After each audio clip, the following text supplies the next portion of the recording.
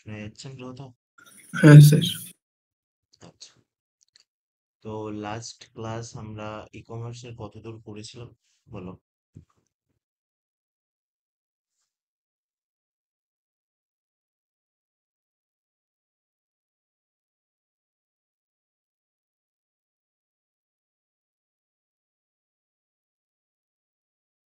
দেখে একবার রেসপন্স করো কতদূর হয়েছিল।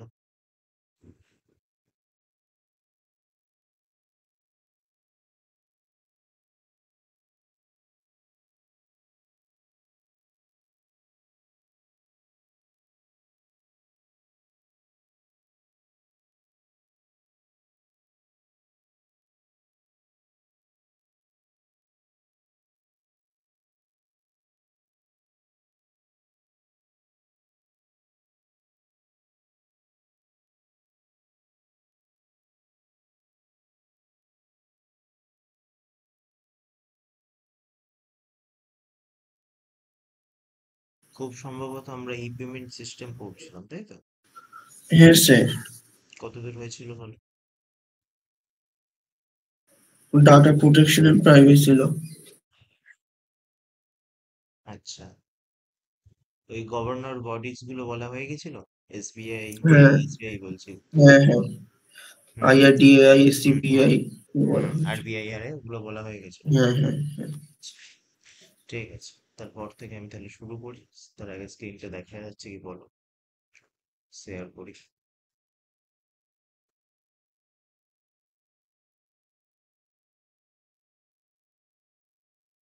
দেখো স্ক্রিনটা সবাই দেখতে পাচ্ছ তো?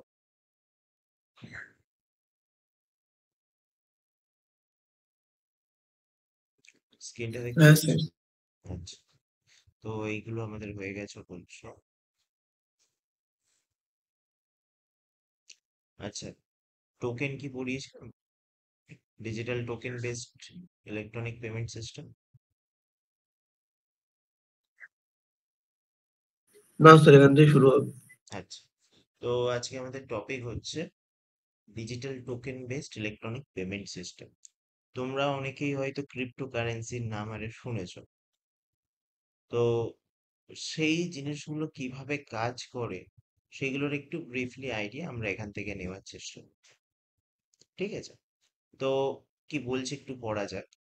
A digital token-based electronic payment system is a financial technology, or এটাকে সংক্ষেপে ফিনটেকও বলা হয়। ফাইন্যান্সিয়াল টেকনোলজির সংক্ষেপ ফিনটেক। ফাইন্যান্সিয়াল থেকে ফিন আর টেকনোলজি থেকে টেক। তো solution that facilitates secure and efficient transaction using digital tokens rather than traditional uh, currencies like cash or credit cards. These systems leverage the blockchain technology or other cryptographic methods to create and manage digital tokens, enabling a variety of payment scenarios. Here are the key components and features of the digital token-based electronic payment systems. তো cryptocurrency সম্পর্কে তোমরা হয়তো জানো, বা আবার সেরকম knowledge নাও রাখতে পারো। ক্রিপ্টোকারেন্সি মানে কেউ অনার হতে পারবে না, মানে ওটাকে ট্র্যাক করতে পারবে না। যেমন আরবিআই চাইলে যে তোমার এই যে আমাদের ইন্ডিয়ান যে কারেন্সি আছে সেটার লেনদেনের পুরো ট্র্যাক করতে পারে। কিন্তু ক্রিপ্টোকারেন্সি যেখানে ওই যে লেনদেনের ট্র্যাকটা কিন্তু সবাই করতে পারবে না। এটাকে বলা হচ্ছে ডিসেন্ট্রালাইজড ডিসেন্ট্রালাইজড সিস্টেম।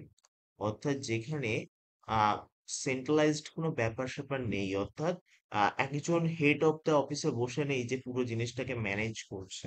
ঠিক আছে? তার ফলে শুনে থাকবে যে কোনো ফ্রড ট্রানজ্যাকশন কিন্তু ক্রিপ্টোগ্রাফির মাধ্যমেই হয়ে থাকে। কেন হয়ে থাকে অবশ্যই বুঝতে পারছো, যে এখানে ট্র্যাক করা যায় না, মানে কোথা থেকে কোথায় পেমেন্ট হচ্ছে, কিভাবে হচ্ছে, সেখান থেকে আবার ফার্দার কোথায় যাচ্ছে, এই যে জিনিসগুলো আমরা যদি ইন্ডিয়ান কারেন্সিতে পে করি তাহলে কিন্তু ট্যাগ করা যায়। কিন্তু এই যখনই ডিজিটাল পেমেন্ট সিস্টেম আমরা ক্রিপ্টোগ্রাফি, বিটকয়েন এই সমস্ত জিনিসের দিকে ঢুকবো, তখন কিন্তু সেই জিনিসটাকে মানে সেন্ট্রালাইজড কোনো কন্ট্রোল নেই। এই জন্যই ফ্রড ট্রানজ্যাকশন গুলো যখন হয় তখন ক্রিপ্টোগ্রাফিতেই করা হয়। ওই যে ম্যালেসিয়াস অ্যাটাক যেগুলো হয়, র্যানসম ওয়্যার, তোমরা নিশ্চয়ই নাম শুনেছো। তো ওরা কি করে, তোমার সিস্টেমের সমস্ত ফাইলগুলোকে লক করে দেয়।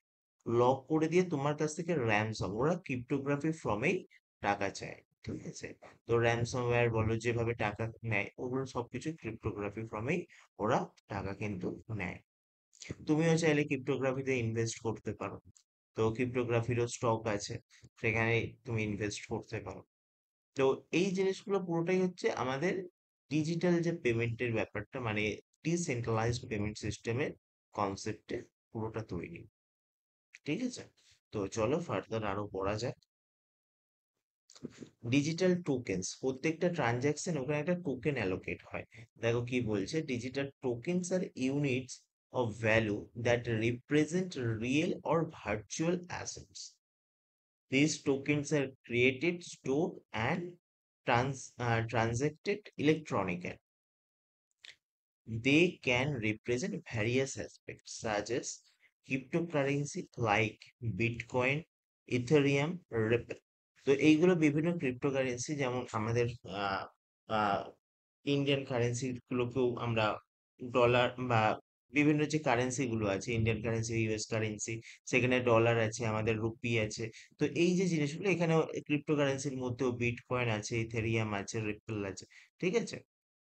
তো একটু ওয়েট করো, ভয়েস প্রবলেম হতে পারে। দাঁড়াও, আমি নেটওয়ার্ক কানেকশনটা একটু চেক করি।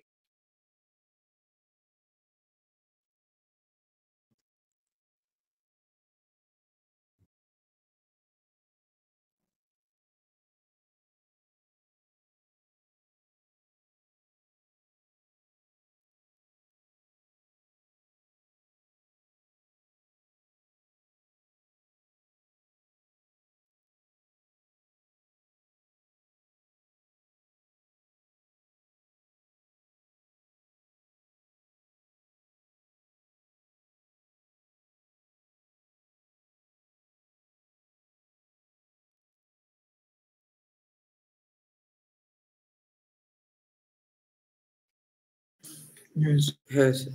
আচ্ছা, তো লাস্ট আমরা যেখানে ছিলাম, ক্রিপ্টোগ্রাফি, যেখানে ক্রিপ্টোকারেন্সিস আছে যেমন বিটকয়েন, ইথেরিয়াম, রিপল, তোমরাও চাইলে এখানে ইনভেস্ট করতে পারো। তো জানো, ইনিশিয়ালি যারা ইনভেস্ট করেছিল, এখন বিটকয়েন অনেক হাই প্রাইসে চলে গেছে। ঠিক আছে? তারপর digital representation of physical assets, যেমন রিয়েল এসেটস, কমোডিটিস। এখন শুনবে যে ডিজিটাল গোল্ড বলে একটা কনসেপ্ট আছে, তোমরা কি শুনেছো? Digital gold. হ্যালো। সে সেই কয়টা অ্যাডে ট্যাডে দেখায় তো। হ্যাঁ, ডিজিটাল গোল্ড, কিছু আইডিয়া আছে? স্যার মানে সোনা না কিনে সোনার ইনভেস্টমেন্ট। হ্যাঁ, মানে ভার্চুয়ালি তোমাকে সোনার ইনভেস্টমেন্ট। ঠিক আছে? তার মানে তোমার সোনার যে প্রাইসটা চলবে, তুমি ভার্চুয়ালি সেই জিনিসটাকে নিতে পারো। ঠিক আছে? এটাকে ডিজিটাল গোল্ড বলা হয়। তুমি ইনভেস্ট করতে পারো ডিজিটাল গোল্ডে। তো সেটা মানে তুমি ফিজিক্যালি পাবে না, কিন্তু তোমার ই ওয়ালেটে সেটা স্টোর থাকে। সেটাকে তুমি যখন চাইবে বিক্রি করে তার যে মার্কেট প্রাইসে যে রেটটা চলছে, সেটাতে তুমি কনভার্ট করে নিতে পারো। তো এই কনসেপ্ট গুলো কিন্তু আছে, ডিজিটালি কনসেপ্ট আছে। অর্থাৎ এগুলো কিন্তু ভার্চুয়াল অ্যাসেট। তোমার ফিজিক্যাল অ্যাসেট আগে রাখতো লোকে, এখন অনেকে ভার্চুয়াল অ্যাসেট তৈরি করে নিচ্ছে। যেমন ডিজিটাল গোল্ডে ইনভেস্ট করছে। ফিজিক্যাল গোল্ডের রিস্ক আছে, মনে করো বাড়িতে চুরি হয়ে গেল। কিন্তু ডিজিটাল গোল্ড তোমার ওই অথেন্টিকেশন ছাড়া কেউ নিতে পারবে না। প্রপার পাসওয়ার্ড, প্রপার আইডেন্টিফাই না করে কেউ নিতে পারবে না।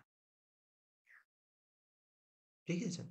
নেক্সট হচ্ছে utility tokens that grant access to users right to a particular platform or service.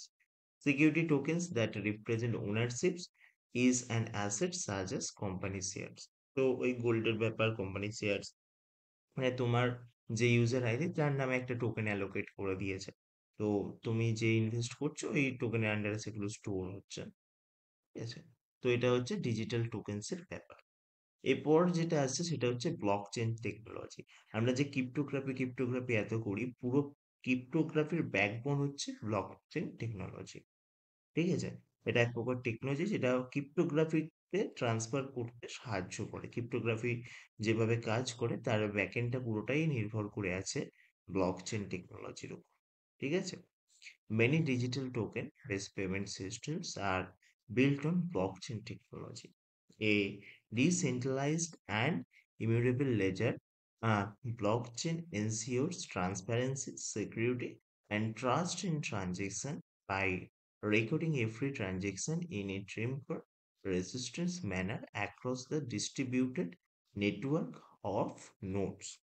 তো এখানে তুমি নেটওয়ার্কের মাধ্যমে, যেমন আমাদের ক্রিপ্টোকারেন্সি মানে এই যে ব্লকচেন টেকনোলজিতে যেটা তৈরি, বিটকয়েন বলো, ইথেরিয়াম বলো, রিপল বলো, তো এগুলো কিন্তু তুমি যে কোনো দেশে ট্রান্সফার করতে পারো। কিন্তু আমাদের ইন্ডিয়ান রুপি যদি আমি ইউএসএ নিয়ে যাই, সেখানে কিন্তু চলবে না, তাই তো? কিন্তু এই যে ক্রিপ্টোকারেন্সি, এগুলো কিন্তু তুমি যে কোনো কান্ট্রিতে ট্রান্সফার করতে পারো। বুঝা গেছে? ওটাকে তো সে ভাঙিয়ে তার কারেন্সিতে করে কনভার্ট করে নিতেই পারে।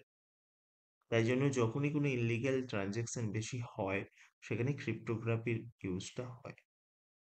ঠিক আছে?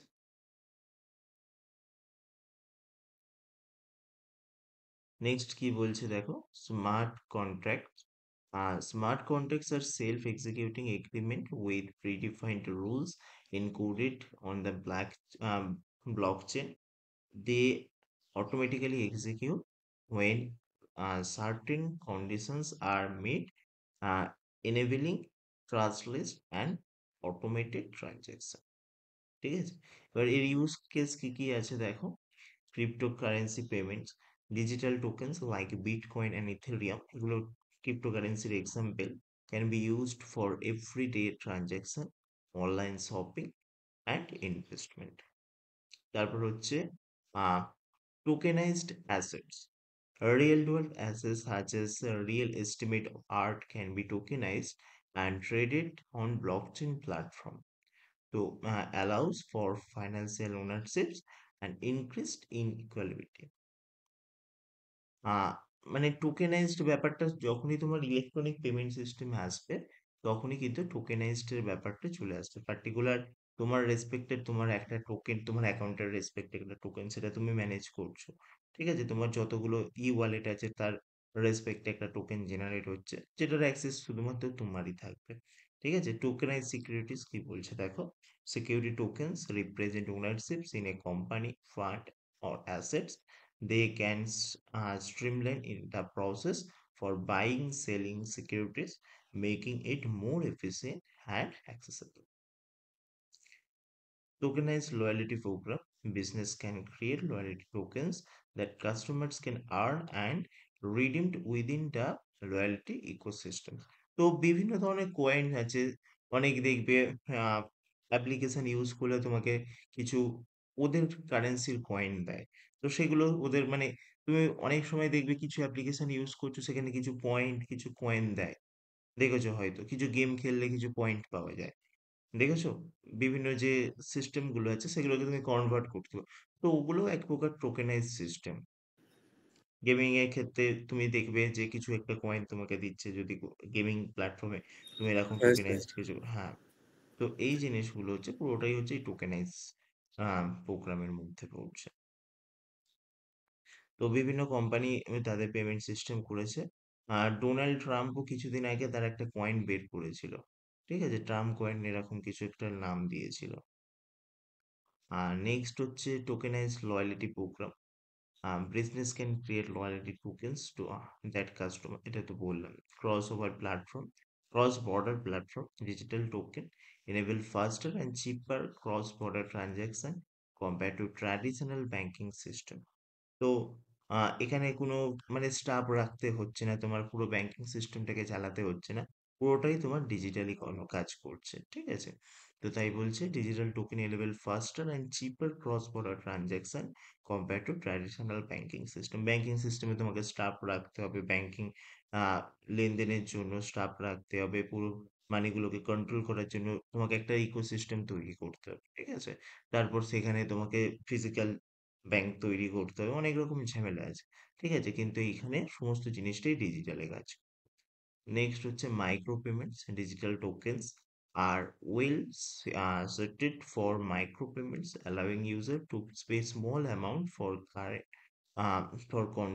সার্ভিস। তো মাইক্রো পেমেন্টে তুমি স্মল অ্যামাউন্টের কিছু একটা পে করতে পারো, সেটাই বলছে। নেক্সট হচ্ছে ওয়ালেটস। ওয়ালেট তো আজ পর্যন্ত আমরা সবাই ইউজ করেছি, বিভিন্ন আমরা ইউপিআই অ্যাপ্লিকেশন গুলোতেও ওয়ালেটের সাপোর্ট আছে, বা পেটিএম বলো বা বিভিন্ন যে অ্যাপ্লিকেশন গুলো আছে সেখানে তুমি কিছু টাকা স্টোর করে রেখে দিতে পারো ওয়ালেটে, তাই তো? যে বিভিন্ন অ্যাপ্লিকেশন গুলো থাকে সেখানে কিছু টাকা তুমি ভার্চুয়ালি স্টোর করে রেখে দিতে পারো। তো সেটাই ওয়ালেটের কনসেপ্ট। তো কি বলছে দেখো, user need digital wallet two store and manage their digital token. This wallets can be hardware based, software based, or even mobile apps providing secure access to tokens। তো টোকেন্সটা অবশ্যই তোমরা ইউজ করেছো, তো এখানে ওয়ালেটসটা ইউজ করেছো সবাই। তো এখানে কি বলছে দেখো, store manage digital tokens, that's wallets can hardware based, software based, even mobile apps providing secure access to tokens. তো আমরা সবাই মোবাইল অ্যাপটাতেই বেশি ইউজ করি ওয়ালেট সিস্টেম, তো সেটাই এখানে একটু মেনশন করেছে। নেক্সট হচ্ছে security. Security is a critical aspect of digital token based payment system. Further, like encryptions, multi-factor authentications, and private key management are essential to protect user assets।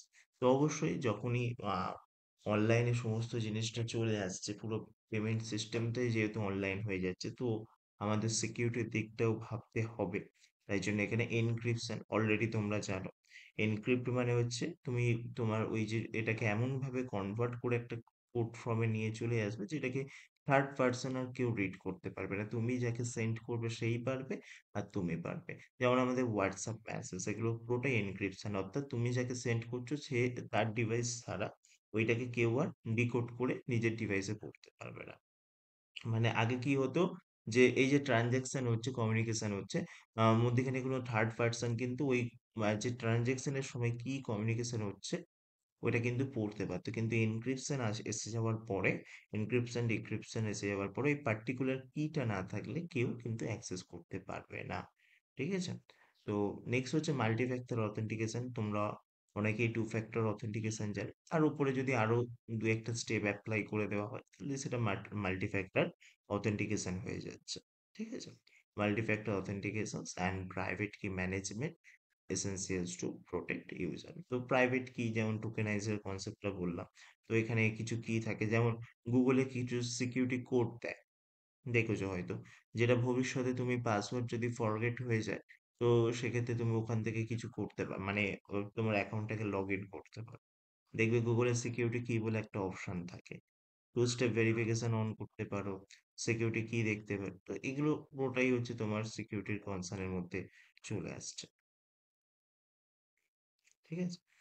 Next হচ্ছে regulations. তো কি বলছে, the regulatory environment for digital tokens varies for jurisdiction. Some tokens may be considered securities and their insurance and trading may be subject to specific regulations। তো কিছু regulation গভর্নমেন্টেরও আছে, যে তোমাকে এই রুলস গুলো আমাদের ফলো করতে হবে, তবেই তুমি মার্কেটে সার্ভাইভ করবে। নেক্সট হচ্ছে scalability. Scalability challenges specially the blockchain base system. দেখো মার্কেটে হাজারো একটা কয়েন আছে, যেমন তুমি যদি ক্রিপ্টোগ্রাফির মার্কেটে ঢোকো, দেখতে পাবে যে প্রচুর কয়েন আছে। প্রত্যেকটা কয়েন কিন্তু ফেমাস নয়, যেমন বিটকয়েন এখন প্রচুর নাম হয়ে গেছে, কিন্তু এরকম হাজারো একটা কয়েন মার্কেটে অ্যাভেলেবেল আছে। ঠিক আছে? তুমিও চাইলে নিজের নামে কয়েন করতে কিছু ক্রাইটেরিয়া আছে, সেগুলোকে ফুলফিল করে করতে পারো। ঠিক আছে? তো এইগুলো যেমন দেখবে একটা অ্যাপ্লিকেশন হয়, তুমি কতটা হাঁটছো, সোয়েপ্ট কয়েন বলে এরকম কিছু একটা আছে, তার উপর বেস করে তোমাকে কয়েন দেয়। তো এইরকম বিভিন্ন রকম অ্যাপ্লিকেশন বিভিন্ন রকম ভাবে তাদের মনিটাইজেশন পলিসি এই যে ক্রিপ্টোগ্রাফিতে করে রেখেছে। ঠিক আছে?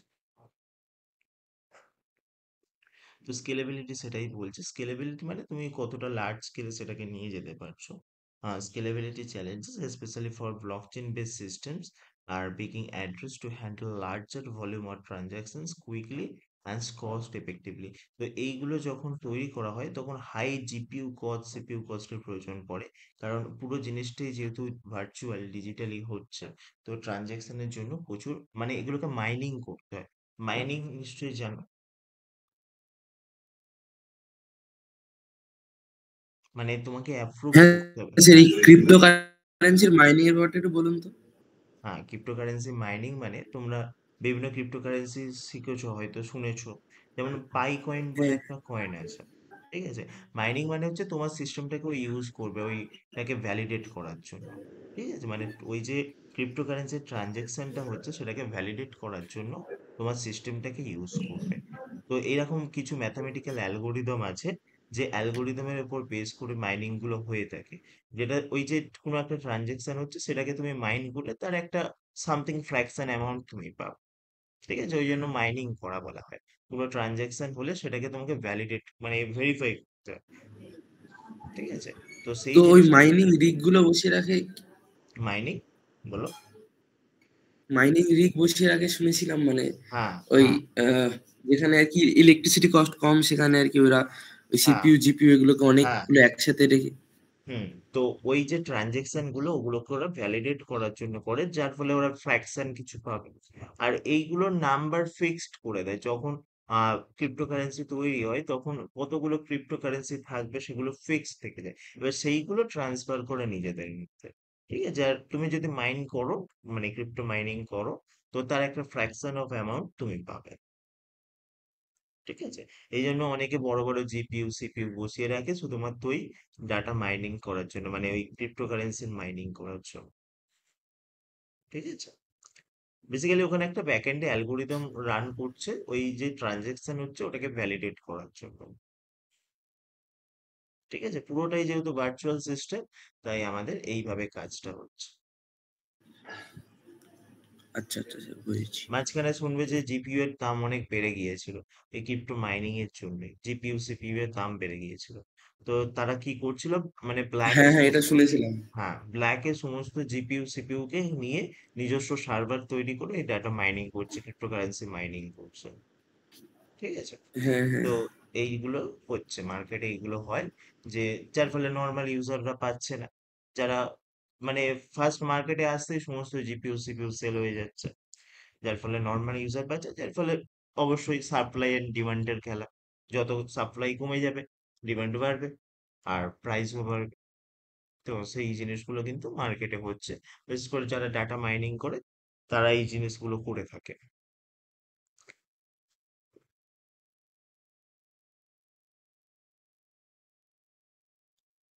তো স্কেলেবিলিটি হলো ইন্টারঅপারেবিলিটি। কি বলছে দেখো, দা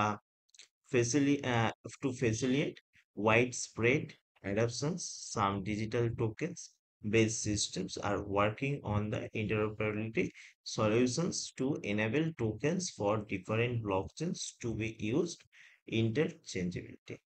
তো বিভিন্ন সিস্টেমকে টোকেনাইজড করার জন্য এই জিনিসগুলো ইউজ হয়ে থাকে। ফ্যাসিলিটেট ওয়াইড স্প্রেড অ্যাডপশনস, মানে পুরো ওয়ার্ল্ড ওয়াইড, যেটা আমি বললাম আগে, বিভিন্ন কারেন্সিতে কনভার্ট করার যে ঝামেলাটা সেটা থাকে না। তুমি যে কোনো জায়গা থেকেই এটা থেকে তুমি ওই কারেন্সিতে চাইলে কনভার্ট করতে পারো। ঠিক আছে? তাই বেশিরভাগ ইনলিগাল ট্রানজাকশন এখানেই হয়। তো ডিসেন্ট্রালাইজেশন, যে কথাটা আমি এতক্ষণ ধরে বারবার বলছিলাম, ডিসেন্ট্রালাইজেশন মানে সেন্ট্রালাইজড কোনো কন্ট্রোল নেই, যার ফলে পুরো জিনিসটাই মানে কোনো গভর্নর বডি বলো বা কোনো অথরিটি বলো কন্ট্রোলের মধ্যে নেই। তাই জন্য এখানে ডিসেন্ট্রালাইজড এর ব্যাপারটা চলে আসছে। ওয়েব 3.0 বলে একটা কনসেপ্ট আছে। তোমরা কি জানো ওয়েব 3.0 কি? ওয়েব 3.0, না স্যার। আচ্ছা, যে আমরা ওয়েব টেকনোলজিটা এখন ইউজ করছি সেটা হচ্ছে ওয়েব 2.0। এর আগে যেটা ছিল সেটা হচ্ছে ওয়েব 1.0। ওয়েব 1.0 করতে করতো, যেটা জাস্ট নিউজ পেপারের মতো একটা ওয়েবসাইট যেখানে খালি তুমি পড়তে পারবে, তুমি কোনো মানে কিছু দিতে পারবে না, তুমি কোনো পোস্ট করতে পারবে না, সেটা ছিল 1.0। ঠিক আছে? যেমন আগে উইকিপিডিয়াতে ছিল, জাস্ট খালি তুমি পড়তে পারতো। কিন্তু এখন ওটাকেও 2.0-তে কনভার্ট করে দেওয়া হয়েছে, এখন তুমিও চাইলে পোস্ট করতে পারো। তো এই যে 2.0, এখানে কি হচ্ছে, একটা সেন্ট্রালাইজড ব্যাপার আছে ওয়েব 2.0। যে সেন্ট্রালাইজড একটা কন্ট্রোল আছে, যেমন ফেসবুক। ফেসবুক তুমি ইউজ করছো, হেড অফ দ্য অফিস একজন বসে আছে যে পুরো জিনিসটাকে কন্ট্রোল করছে। তুমি যদি কোনো ইলিগেল পোস্ট করো, কোনো কিছু একটা মানে ভাইরাল করছো যেটা গভর্নমেন্টের এগেনস্টে, বা এরকম কিছু একটা মানে তুমি দাঙ্গা সৃষ্টি করার মতো কিছু পোস্ট করছো, সেক্ষেত্রে কিন্তু তোমার এই পোস্টটা করে ব্যান করে দিতে পারে। ঠিক আছে, মানে একটা সেন্ট্রালাইজড কন্ট্রোল আছে। ইউটিউবে তুমি ভিডিও আপলোড করছো, যদি টার্মস এন্ড কন্ডিশন ইউটিউবে ফলো না করো, তো ওখানে তোকে স্ট্রাইক দেবে, কপিরাইট দিয়ে ভিডিওটাকে ডাউন করে। ঠিক আছে। তো এইরকম বিভিন্ন কনসেপ্ট যেটা হচ্ছে আমরা ওয়েব 2.0 তে ইউজ করি, কিন্তু ওয়েব 3.0 যেটা এই ক্রিপ্টোগ্রাফিতে ইউজ হয়, সেখানে যে কনসেপ্ট হচ্ছে ডিসেন্ট্রালাইজড। অর্থাৎ সেন্ট্রালাইজড কোনো কন্ট্রোল নেই। অর্থাৎ তুমি যা ইচ্ছা পোস্ট করতে পারো, কোনো সেন্ট্রালাইজড কন্ট্রোল থাকবে না। ঠিক আছে, মানে প্রত্যেকটা ডিভাইস এখানে ওর সাথে কানেক্টেড। বুঝেছো? মানে মনে করো তুমি কিছু স্টোর করছো, তাহলে প্রত্যেকটা জিনিসের ফ্র্যাকশন অফ পার্ট প্রত্যেকটা ডিভাইসের মধ্যে কোনো না কোনো ভাবে আছে। সেন্ট্রালাইজড হলে কি হতো, একটা সার্ভারে সমস্ত কিছু স্টোর থাকতো, কিন্তু ডিসেন্ট্রালাইজডে এই জিনিসটা হয় যেটা বিভিন্ন পার্টে থাকে, সেখান থেকে কালেক্ট করে তোমাকে শো করা হয়, বিভিন্ন ডিভাইসের মধ্যে ছড়িয়ে থাকতে পারে। যেমন তোমরা হয়তো ইউজ করেছো কি জানি না, একটা মুভি ডাউনলোড ওয়েবসাইট আছে যেটাকে বলে টরেন্ট। টরেন্টের নাম শুনেছো? হ্যাঁ স্যার, ইউজ করিনি কিন্তু দেখেছি। হুম। তো টরেন্টে এইরকম ব্যাপারটা হয়, ওটা প্রত্যেকটা ডিভাইস থেকে কিছু কিছু ইনফরমেশন কালেক্ট করে, মানে যার ডিভাইসে আছে, লিড যার ডিভাইসে আছে, সেখান থেকে কালেক্ট করে করে যখন যে ডিভাইস অ্যাভেলেবেল থাকে, সেই ডিভাইস থেকে লিড কালেক্ট করে তোমাকে আলটিমেট মুভিটা ডাউনলোড করে দেয়। ঠিক আছে। তো এই কনসেপ্ট গুলো আছে। ওয়েব 3.0 হচ্ছে ডিসেন্ট্রালাইজড এর উপর ওয়ার্ক করে পুরো। এই যে হ্যাঁ, তোমার ব্রেভ ব্রাউজার, এটা কিন্তু ওয়েব 3.0 তে সাপোর্ট করে। ঠিক আছে। তো দেখো কি বলছে, many systems aim for decentralize to reduce reliance and centralized intermediates, enhance security and increase transparency. Digital token-based electronic payment systems are part of the broader innovations for finance and commerce. They offer new opportunities for innovation, financial inclusions, and efficiency, while also presenting challenges related to regulation, security, scalability. These systems have gained significant attentions and are likely to continue evolving and impacting various investors. তো যে কথাগুলো বললাম সেগুলো এখানে একটু mention করে দিয়েছে। ঠিক আছে। তো আমি চাইবো যে এই পয়েন্টগুলো অন্তত তোমরা একটু লিখে রাখো, কারণ ডিজিটাল পেমেন্ট সিস্টেমে টোকেনাইজের ব্যাপারটা কিন্তু ইম্পর্টেন্ট। ঠিক আছে, টোকেনাইজড পুরো জিনিসটা বললাম, এই জিনিসটা লেখো, তারপর আমরা ই পেমেন্ট সিস্টেমের যে আমাদের নর্মাল পেমেন্ট সিস্টেম গুলো আছে সেগুলো নিয়ে আলোচনা করবো। তো ফার্স্টে তোমরা একটা কাজ করো, এই জিনিসগুলো একটু লিখে নাও, পয়েন্টগুলো লিখে যেগুলো ইম্পর্টেন্ট কথা বললাম একটু নিজের মতো করে লিখে নাও। ঠিক আছে। তো হয়ে গেলে আমাকে রেসপন্স করো, আমি আবার স্ক্রল করে দেবো। তো নিজের মতো করে লিখে রাখো, পয়েন্টগুলো মেনশন করে তার আন্ডারে কিছু হাইলাইটেড কথা লিখে রাখো। এবার আমরা এগুলো সম্পর্কে আইডিয়া নেব। তো ক্রেডিট কার্ড অলরেডি তোমরা আইডিয়া রাখো, বেশিরভাগ বেনিফিট আমরা ক্রেডিট কার্ড ইউজ করেই পাই, মানে যে কোনো জায়গা থেকে তোমার ক্যাশব্যাকের অফার বা যে কোনো জায়গা থেকে সমস্ত কিছু ক্রেডিট কার্ডে বেশি অফারটা আমরা পেয়ে থাকি। তার এর কিছু বেনিফিটও আছে, কিছু ডিসঅ্যাডভান্টেজও আছে। যেমন বেনিফিট বলতে তুমি বেশি অফার পেয়ে থাকো বিভিন্ন জায়গায় যদি ক্রেডিট কার্ড ইউজ করে পেমেন্ট করো। আর ক্রেডিট কার্ড মানে এক প্রকার ধারে তুমি লোন নিচ্ছ, আগে যে লোনের ব্যাপারটা ছিল, মানে তোমার ব্যাংকে ওই অ্যামাউন্টটা নেই, কিন্তু তারপরেও তোমাকে স্পেন্ড করার একটা লিমিটেশন দেবে, মানে পার কার্ডে একটা লিমিট থাকে। মনে করো তুমি 1 লাখ টাকা অব্দি স্পেন্ড করতে পারো, তো সেইটাকে কিন্তু আবার নেক্সট মান্থে তোমাকে দিতে হবে। যদি তুমি পে না করতে পারো, হাই ইন্টারেস্ট কিন্তু তার উপর চাপবে। তো ক্রেডিট কার্ড ইউজ করা ভালো, কিন্তু তুমি যদি প্রপার টাইমে সেটাকে মেটাতে না পারো, কিন্তু তোমার উপর ওর হাই ইন্টারেস্টে ওরা কিন্তু একটা চার্জ অ্যাপ্লাই করবে। কি বলছে দেখো, payment using credit card is one of the most common mode of electronic payment. Credit card is small plastic card with a unique number attached with an account. তো সবাই ক্রেডিট কার্ড ডেবিট কার্ড দেখেছো, দুটোকে দেখতে একই রকমই হয়। ডিফারটা শুধু ওটাই বললাম। ডেবিট কার্ড মানে হচ্ছে তোমার ব্যাংকে যে টাকাটা আছে তুমি সেটাই স্পেন্ড করতে পারবে। আর ক্রেডিট কার্ড মানে তোমাকে একটা লিমিট করে দেয় যে তুমি এত টাকা ব্যাংকে না থাকলেও স্পেন্ড করতে পারবে। কিন্তু তারপরে কি হবে, একটা নির্দিষ্ট অ্যামাউন্ট মানে টাইম ওরা ফিক্সড করে দেয়। সেই ফিক্সড টাইমের পর তোমাকে ওটাকে পে করে দিতেই হবে, নাহলে কিন্তু ওর উপর ইন্টারেস্ট চাপবে। ঠিক আছে? সিবিল স্কোর বলে একটা ব্যাপার আছে। জানো তো? সিবিল স্কোর, সিবিল স্কোর সম্পর্কে আইডিয়া আছে?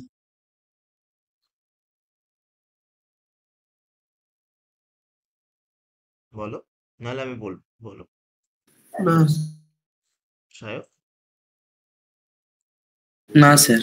আচ্ছা, সিবিল স্কোর বলে একটা স্কোর হয়, মানে তোমার ব্যাংকিং ট্রানজাকশন যেভাবে করছো তার উপর বেস করে তোমাকে একটা স্কোর অ্যালট করা হয়, যেটা কি করে তোমাকে লোন পেতে সাহায্য করে। যেমন যখন ব্যাংক থেকে লোন দেওয়া হয় ওরা কিন্তু সিবিল স্কোর তো তোমার দেখে, মানে তোমার ব্যাংকিং ট্রানজাকশনটা দেখে, তুমি আহ কিরকম ফ্রিকুয়েন্টলি লেনদেন করছো, তোমার ব্যাংকে মিনিমাম কত টাকা অ্যামাউন্ট ব্যালেন্সটা পড়ে আছে, এর উপর বেস করে তোমার একটা স্কোর হয়, সেটাকে বলা হয় সিবিল স্কোর। ওর উপর বেস করে তোমাকে ক্রেডিট কার্ডটা দেয় বা ব্যাংক থেকে লোন দেয়, এই জিনিসটাকে আমরা বলতে পারি সিবিল স্কোর। ঠিক আছে? তো সিবিল স্কোর চেক করা যায়, গুগল পেতেও অপশন আছে, দেখবে সিবিল স্কোর চেক করার অপশন মাঝে মাঝে দেয়, দেখেছো হয়তো। ঠিক আছে? তো সিবিল স্কোর চেক করলে ওখানে তোমার স্কোরটা কালার প্যারামিটারে দেখায় যে কততে আছে। ঠিক আছে? তো এটা হচ্ছে সিবিল স্কোরের ব্যাপারটা। এবার কি বলছে দেখো, ক্রেডিট কার্ডটা দেখা যায়। Payment using credit card is the one of the most common method of electronic payment. Credit card is a small plastic card with unique number attached with an account. তো অ্যাকাউন্ট নাম্বারটা লেখা থাকে, তার সাথে আরো অনেক নাম্বার থাকে। তো it has also magnetic strip enabled in it, which it is used to read credit card via card readers. তো দেখবে পেছনে একটা কালো কালারের বর্ডার থাকে, দেখেছো তো? কার্ড দেখেছো নিশ্চয়ই, পেছনে একটা কালো কালারের বর্ডার থাকে। হ্যাঁ স্যার, দেখেছি। নোটিস? হ্যাঁ। হ্যাঁ স্যার, দেখেছি। ওইটাই হচ্ছে ম্যাগনেটিক স্ট্রিপ। ঠিক আছে? ম্যাগনেটিক স্ট্রিপের মধ্যে তোমার অ্যাকাউন্টের সমস্ত কিছু ইনফরমেশন ওই ম্যাগনেটিক, ওইটা, ওইটাতে মানে কোনো স্ক্র্যাচ যেন না আসে সেই দিকে আমাদের নজর দিতে, নাহলে ওইটা প্রপার রিড করতে পারবে না যখন কার্ড রিডারে দেবে। তো ওইটাকে প্রপার ভাবে রাখতে হয়, ওইটা যখনই তুমি সোয়াইপ করছো বা এটিএম মেশিনে দিচ্ছ, সেক্ষেত্রে তোমার যে ব্যাংকিং ইনফরমেশন গুলো মানে তোমার নাম, তোমার অ্যাকাউন্ট, তোমার ব্যালেন্স সমস্ত কিছু ফেচ করে নিচ্ছে। ঠিক আছে? তো সেটাই বলছে card readers. When a customer uh, purchases a product via credit card issuer bank pays on behalf of the customer, and customer has to certain time period after which she can pay the credit card bill. তো যে কথাটা এতক্ষণ ধরে আমি বললাম সেই কথাটাই এখানে মেনশন করছে, তোমার বিহাফে তোমার ব্যাংক, যে ব্যাংক তোমাকে ওই ক্রেডিট কার্ডটা দিয়েছে সে পে করে দেবে, কিন্তু তার ফলে একটা বিল জেনারেট হবে, তোমাকে একটা পার্টিকুলার টাইম বেঁধে দেবে, তার মধ্যে পে করতে হবে, নাহলে কিন্তু হাই ইন্টারেস্ট ওর উপর চাপতে থাকবে। তো সেটাই এখানে মেনশন করেছে, customer purchase A product via credit card ইস্যুয়ার bank pays the behalf of the customer, and customer has certain period after which she can pay credit card bill. It is a usually credit card monthly payment cycle. তো এটাকে অনেক সময় credit card monthly payment সাইকেলও বলা হয়ে থাকে। Following are the actors of the credit card system. তো কি কি থাকে প্রসেসটা পরপর এখানে মেনশন করেছে। ক্রেডিট কার্ড হোল্ডার মানে যে ক্রেডিট কার্ডটা ওন করছে তাকে বলা হচ্ছে holder. The credit card holder, যেটা আমরা নর্মাল কাস্টমাররাই হয়ে থাকি। নেক্সট হচ্ছে মার্চেন্ট, মানে যার কাছ থেকে তুমি কোনো প্রোডাক্ট কিনছো। Seller to product who accept credit card payments, মানে তুমি মনে করো একটা ফোন কিনছো বা অন্য কিছু কিনছো, যেখানে থেকে তুমি ক্রেডিট কার্ড ইউজ করে পে করছো, তাহলে সেটা হচ্ছে তোমার মার্চেন্ট, যার কাছ থেকে তুমি কিনছো। নেক্সট হচ্ছে ক্রেডিট কার্ড ইস্যুয়ার ব্যাংক, মানে যে ব্যাংক তোমাকে ক্রেডিট কার্ডটা ইস্যু করে দিয়েছে। নেক্সট হচ্ছে acquire bank, the merchant bank, মানে যেখানে তোমার ক্রেডিট কার্ড থেকে টাকাটা ডেবিট হয়ে যে ব্যাংকে যাচ্ছে, অর্থাৎ মার্চেন্ট এর অ্যাকাউন্ট। নেক্সট হচ্ছে credit card band, for example visa, master card. দেখবে প্রত্যেকটা কার্ডের নিচে কিছু কিছু লেখা থাকে, যেমন ভিসা লেখা থাকে কোনো কার্ডে, কোনো কার্ডে লেখা থাকে মাস্টার কার্ড, কোনো কার্ডে লেখা থাকে রুপে, লেখা থাকে তো, নিশ্চয়ই দেখেছো। প্রত্যেকটা কার্ডের নিচে হ্যাঁ স্যার। লেখা থাকে। হ্যাঁ, ভিসা, মাস্টার কার্ড, রুপে। তো ভিসা যেহেতু ইউএস কোম্পানি, আমাদের হচ্ছে বেসিক্যালি রুপে।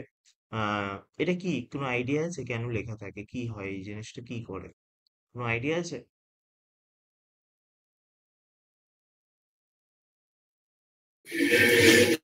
স্যার না ভিসা স্যার। মাস্টার মাধ্যমে ওই ইন্টারন্যাশনাল পেমেন্ট করা যায়, কি আর বলো এগুলোতে একবার বলো। হয় না। কি বলো একবার বলো। ইন্টারন্যাশনাল পেমেন্ট করা যায় কিন্তু এই রুপেতে হয় না, শুধু আচ্ছা। ইন্ডিয়াতেই হয়। হুম, ইন্ডিয়াতে সাপোর্ট করে, ঠিকই বলেছো, ভিসা যেহেতু US company international payment support করে। দেখো, মেন ব্যাপারটা সেটা না। মেন ব্যাপার কি বলো তো, তুমি আহ তোমার অ্যাকাউন্ট মনে করো তোমার লোকাল ব্রাঞ্চে আছে, তাই তো?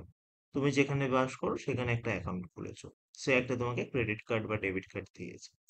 কিন্তু তুমি ওই কার্ডটা নিয়ে, তুমি চাইলে মনে করো তুমি এসবিআই তে অ্যাকাউন্ট খুলেছো, তুমি ওই কার্ডটা নিয়ে কিন্তু এসবিআই এর এটিএম থেকে যেভাবে টাকা তুলতে পারো, তুমি কিন্তু ওই কার্ডটা নিয়ে অ্যাজ ইউজুয়াল তুমি কিন্তু অন্য ব্যাংক, মনে করো এইচডিএফসি তেও গিয়ে কিন্তু টাকা তুলতে পারো, তাই তো?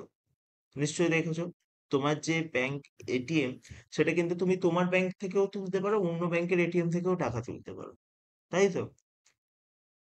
হ্যাঁ স্যার। সবাই এটা জানো। তুমি যে কোনো এটিএম এ তোমার কার্ড ঢোকালেই টাকা বেরোবে, যদি টাকা অ্যাভেলেবেল থাকে এটিএম এ। অনেক সময় টাকা থাকে না, সেক্ষেত্রে ফেরত আসতে হয়। তো এটা হয়। তো এটা কিভাবে কাজ করে, তোমার ব্যাংক তো এসবিআই, এইচডিএফসি কিভাবে পেলো ইনফরমেশন? এইচডিএফসি তো তুমি তো অ্যাকাউন্ট খোলোনি, তোমার ব্যাংক এসবিআই আছে। কি বললাম বুঝতে পারলে?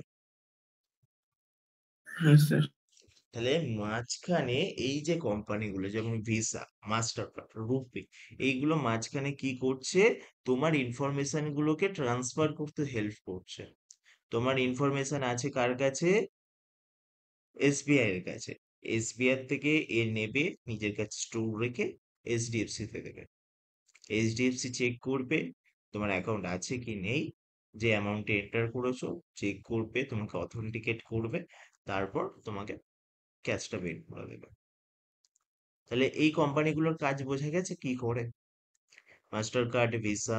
হ্যাঁ তো এইভাবে পুরো সিস্টেমটা কাজ করে। আর তুমি যেটা বলেছো ঠিকই, ভিসা যেহেতু ইউএস বেস কোম্পানি, তো এটা ইন্টারন্যাশনাল পেমেন্ট করতেও হেল্প করে। কিন্তু রূপে হচ্ছে এই আমাদের নিজস্ব টেকনোলজিতে তৈরি, যেটা ইন্ডিয়ার মধ্যে যে কোনো ব্যাংক থেকে তুমি টাকা তুলতে পারো, যে কোনো ব্যাংকের অ্যামাউন্ট যে কোনো ব্যাংক থেকে তুলতে পারো। ঠিক আছে? তো এর কিছু চার্জেস থাকে, যদি এটা ব্যাংক টু ব্যাংক ভ্যারি করে।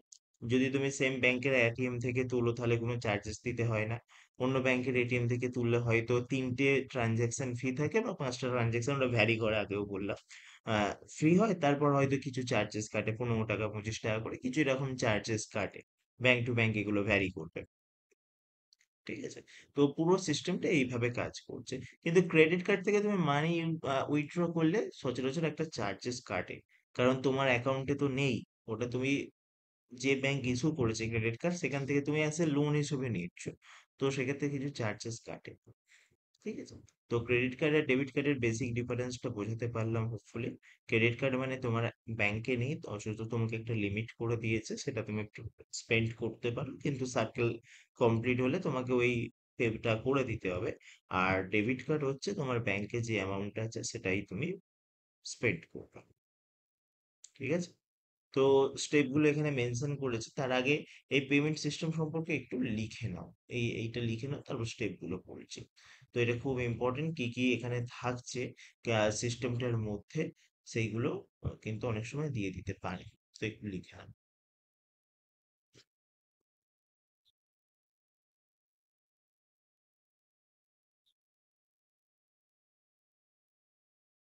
তো হোপফুলি সবাই নোট ডাউন করলে। এবার ক্রেডিট কার্ড পেমেন্ট প্রসেসের আন্ডারে কিছু স্টেপ আছে যেগুলো আমরা দেখবো। তো স্টেপ ওয়ান কি বলছে দেখো, bank issues and activates A credit card to customer in his her request. তো অবশ্যই তোমাকে ফার্স্টে গিয়ে ব্যাংকে একটা রিকোয়েস্ট করতে হবে, তার বেসিসে তোমার প্রসেসিং হবে এবং তারপর তোমাকে একটা কার্ড দেবে, তার একটা এক্সপায়ার ডেট থাকবে এবং তার একটা অ্যাকাউন্টের সাথে লিঙ্কেজ নাম্বার থাকবে, ঠিক আছে? সেটা সিভিভি কোড থাকে না, ওটা কি হ্যাঁ, জন্য লাগে? সিভি কোডটা পেমেন্টের সময় ইউজ হয়, ওখানে ফিল্ড থাকে সিভিভি কোড দিতে হয়, ঠিক আছে? ওটা একটা না আর কিছু তো লাগে না, শুধু পেমেন্টের কাজেই লাগে? হ্যাঁ হ্যাঁ হ্যাঁ আর পেমেন্ট, কোনো কাজ? হ্যাঁ পেমেন্ট করার সময় ওই ফিল্ডটা পূরণ করতে সিভি কোডে। হুম। হ্যাঁ, ওটা পেমেন্টের সময় ইউজ হয়, তোমার ওই ইউনিক আইডেন্টিটি কোডটাকে ইউজ করা হয়। সিভি কোড, তোমার এক্সপায়ার ডেট থাকে, ওইটা লিখতে হয়। পেমেন্টের সময় দেখবে যে বক্সটা আছে, মানে যে ফর্মটা আছে সেখানে ওই সমস্ত ডিটেলস গুলোকে ফিল আপ করে সাবমিট করলে তোমার কাছে একটা ফোনেতে ওটিপি আসবে। তোমার যে ব্যাংক অ্যাকাউন্টের সাথে যে নাম্বারটা লিঙ্কেজ আছে সেখানে ওটিপি আসবে, ওটিপিটা শেয়ার করলে মানে ওখানে ইনপুট করে এন্টার করলে সাকসেসফুলি পেমেন্ট হয়ে যাবে। আগে কিন্তু ওই ওটিপিটা হতো না, যার ফলে কি হতো, কেউ যদি ডিটেলসটা পেয়ে যেত সে কিন্তু নিজে থেকেই পে করে দিতে পারতো। ঠিক আছে, মনে করো তোমার কার্ড তুমি কোথাও রেখেছো, কেউ পেয়ে গেছে, তো সেক্ষেত্রে সে কিন্তু সমস্ত কিছু দেখে নিয়ে পে করে দিতে পারে। পিনটা অবশ্যই জানতে হবে, তুমি যদি পিনটা কোনো আচ্ছা, কারণে, পিনটা তো লাগে। হ্যাঁ পিনটা অবশ্যই যদি কোনো কারণে লিক হয়ে যায়, তো সেক্ষেত্রে সে ওই ডিটেলস গুলো ফিল আপ করে পিনটা দিয়ে পে করে দিতে পারতো। এখন যেটা করা হয়েছে, ওটা দেওয়া তো হবেই, তার সাথে সাথে ওটিপি আসবে একটা, হ্যাঁ। ওটিপিটা আসে, ওটিপিটা এলে তোমাকে ওই ওটিপিটাও এন্টার করতে হবে, তবে গিয়ে পেমেন্টটা সাকসেসফুল হবে। কার্ডে যদি কোনোদিন পে করে থাকো কিছু, তো এটা নোটিস করবে। কার্ডে কোনোদিন পে করেছো কিছু, credit card debit card use করে? হ্যাঁ স্যার, করেছি। হ্যাঁ, তো দেখবে যে ওখানে ওই জিনিসগুলো ফিল আপ করার পরে তোমার লিঙ্কেজ ওখানে অটোমেটিক চলে আসে, তোমার ফোন নাম্বার যেটা লিঙ্ক থাকে সেখানে অটোমেটিক ওটিপি চলে যাবে এবং সেটা পে করতে হবে, মানে ওই এটা লিখতে হবে। এবার স্টেপ টু কি বলছে, the customer presents the credit card informations to the merchant site or the merchant from whom he wants to purchase a product service। তুমি ই কমার্স সাইটে ইউজ করতে পারো, বা কার্ড সোয়াপিং যে মেশিন গুলো হয় সেখানেও সোয়াপ করে ইউজ করতে পারো। তো সেই কথাটা এখানে বলছে স্টেপ টু। নেক্সট হচ্ছে merchant validation the customer identity by asking for approval from the card brand company. তো মার্চেন্ট যেটা ভ্যালিডেট করে থাকে যে কার্ড ব্র্যান্ড কোম্পানিটা ঠিকঠাক কিনা, প্রপার ইনফরমেশন দিয়ে তবেই তোমার ক্রেডিট কার্ড। আর অনেক সময় অনেক জায়গায় দেখবে ক্রেডিট কার্ড অ্যালাউ করে না, দেখবে অনেক পেমেন্টে বলে যে না ক্রেডিট কার্ডে হবে না। কেন বলে, কারণ ক্রেডিট কার্ডে পে তো তুমি করে দিলে কিন্তু ওর কাছে পুরো টাকাটা যায় না, কিছু টাকাটা ডিডাক্ট করে নেয়। ঠিক আছে, ক্রেডিট কার্ডে পেমেন্ট ঢুকলে কিছু টাকাটা ডিডাক্ট করে, কোম্পানি কিছু টাকা ডিডাক্ট করে রাখে। তো সেই জিনিসটা করার জন্য, আটকে নেওয়ার জন্য কিছু কিছু কোম্পানি, মানে কিছু কিছু শপিং মল বলো বা কিছু জায়গায় ক্রেডিট কার্ডে পেমেন্টটা আবার অ্যালাউ করে, হয়তো দেখে থাকবে যে কার্ডেই মানে ক্রেডিট কার্ড অ্যালাউ করবে, তুমি ইউপিআই চাইলে দিতে পারো। নেক্সট হচ্ছে merchant card company authenticate the credit card and place the transaction by credit. যে মার্চেন্ট আছে সে অথেন্টিকেট করলে বা তোমার ইস্যুয়ার ব্যাংক অথেন্টিকেট করবে, আর চেনি কিপ দ্য সেল স্লিপস, অবশ্যই স্লিপ দেবে পেমেন্ট হয়ে গেলে। নেক্সট হচ্ছে merchant submit the sale slip to acquire bank and gets his service charges paid to him. তো সার্ভিস চার্জ অনেক সময় পে করতে হয়, অনেক সময় পে করে, মানে ক্রেডিট কার্ডে পে করলেও তোমাকে কিছু এক্সট্রা টাকা দিতে হয়। কেন দিতে হয়, ওই যে বললাম যে ব্যাংক বা ওই কোম্পানি কিছু টাকা কেটে নেয়, তো তার ফলে তোমাকে কিছু চার্জেস কিন্তু পে করতে হতে পারে। নেক্সট হচ্ছে acquire bank request the card bank company to clear and credit amount and gets the payment. Next is trade. Now the card payment company asks to clear the amount from the issuer bank and the amount gets transferred to the card payment company. তো এই কটা স্টেপের মাধ্যমে একটা credit কার্ডের transaction হয়ে থাকে। চাইলে step গুলো লিখতে পারো, বা আমি বলবো একটা করে স্ক্রিনশট দিয়ে রাখো স্টেপ কিভাবে কাজ করছে। অলরেডি আমরা এখানে মেনশন করে দিয়েছি, তো এখানে তারপরে একটা স্ক্রিনশট দিয়ে রাখো।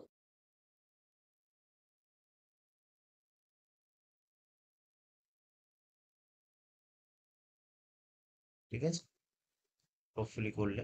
নেক্সট একটা দিয়ে রাখো। নেক্সট আমাদের যে পার্টটা আছে সেটা হচ্ছে debit card.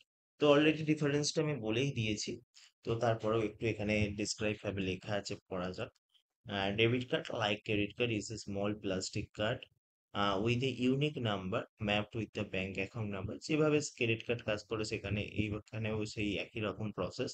It is required to have a bank account before getting a debit card from the bank. তো অবশ্যই ব্যাংক অ্যাকাউন্টও থাকতে হবে। আমি আগেও বললাম যে এটা কি, তোমার ব্যাংকে যে অ্যামাউন্ট আছে তুমি সেটা স্পেন্ড করতে পারো। It is required to have a bank account before getting the debit card from the bank. The major difference between debit card and credit card is that in case of payment through debit card, the amount gets deducted from the card bank's account immediately, and there should be sufficient balance in the bank account for the transaction to get complete. তো অবশ্যই তুমি মনে করো তোমার ব্যাংকে 5,000 টাকা আছে, তুমি 7,000 টাকার লেনদেন করছো, তো সেটা তো পসিবল নয়। তোমার ব্যাংকে যে টাকাটা আছে সেই টাকাটার মধ্যেই তোমাকে লেনদেন করতে হবে। ঠিক আছে? তো এই জন্য এখানে সেই কথাটাই বললো, the amount gets deducted from the card bank's account immediately, and there should be sufficient balance in the bank account for the transaction to get complete. Whereas in case of the credit card transaction, there is no such compulsions. ঠিক আছে? তো credit কার্ডের ক্ষেত্রে তুমি যেরকম খরচা করবে সেটার কোনো লিমিটেশন নেই। তুমি যদি 7,000 টাকাই খরচা করো সেক্ষেত্রে তুমি পেয়ে যাবে, কিন্তু ওই যে নির্দিষ্ট টাইম পিরিয়ডের মধ্যে তোমাকে কিন্তু ওটা পে করে দিতে হবে। না হলে কি হবে, ইন্টারেস্ট বাড়তে থাকবে। নেক্সট হচ্ছে debit card free the customer to carry cash and checks. অবশ্যই আমাদের ক্যাশ ক্যারি করতে অনেকটাই হয় না, এই কার্ডগুলো চলে আসার পরে চেক ক্যারি করতেও হয় না। তো এই কার্ডগুলো ইউজ করে যে কোনো জায়গায় পে করতে পারো। Even merchant accept A credit card readily readily and having a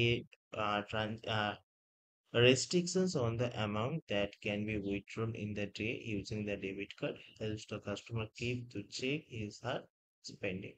তো দেখবে প্রত্যেকটা কার্ডের একটা লিমিটেশন থাকে। তুমি মনে করো দৈনিক 30,000 টাকার অব্দি লেনদেন করতে পারবে বা 50,000 টাকা লেনদেন করতে পারবে।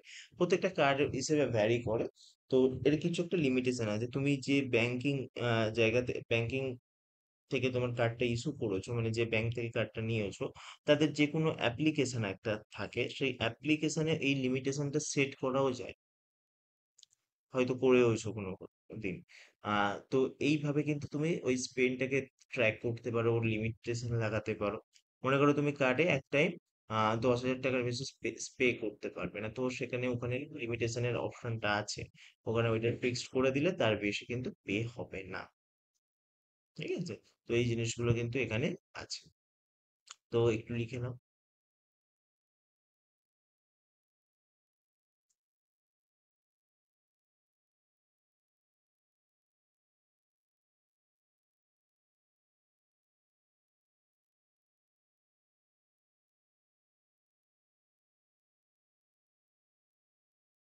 গেলে জানাও।